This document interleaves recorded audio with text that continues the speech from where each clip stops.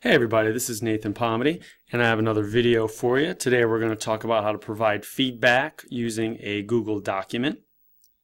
So you have a bunch of options here. You can use comments, you can use suggestion, or you can go under the tools menu, you can go down to preferences. So either one of those options are going to be viable ways in which to provide feedback on student work. Okay, so let's use the comment section first. So let's say this first sentence, I really wanted to know more about it. So I'm going to go up to comments and I'm going to type in, I would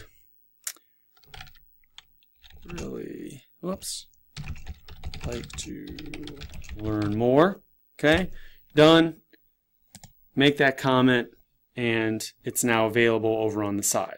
Okay, I'm going to resolve it. And now you could go a step further with your comment if you wanted to assign it to somebody. So let's say this Google Doc was a group project. You could assign an action or assign a question to a specific person.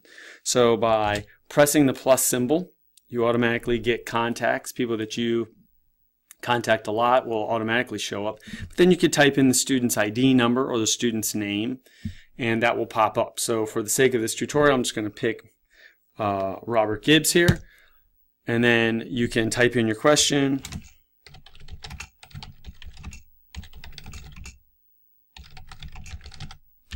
Okay, and then you can press assign, and then you press the assign button. I am not going to do that for this video just because I don't need to send that to him. That will send an email to that person letting them know that there's something that they need to do within a Google document.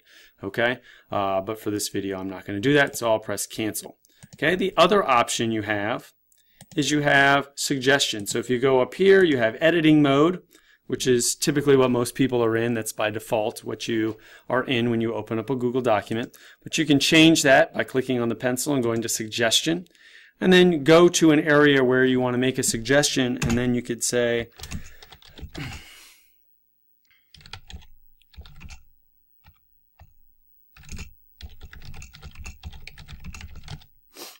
okay, so you could, in this situation here is typically where you would make a suggestion as to an edit or how a sentence should be structured as opposed to how it currently is, as opposed to what I put here. But so you would, this would be great for editing purposes, for editing a document. And then what happens is, similar to the comments, a little digital box shows up here. You can either accept that suggestion, and then in which case it becomes part of the text, or you can decline it. So in this case I'm going to delete it, and so I have to accept that action. Okay, so then let's say I'll do suggestion again, and I will say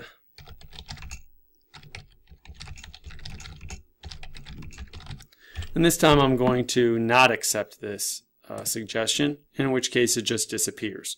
Okay, so that is another option for you, is using the suggestion. And suggestion would probably be a better fit for actual suggestions on edits or improvements, options for how that sentence could flow better, to accept or to decline. Okay, whereas comments are just kind of making a comment, hey, I'd like to learn more, or hey, you might want to think about your thought process here, or whatever.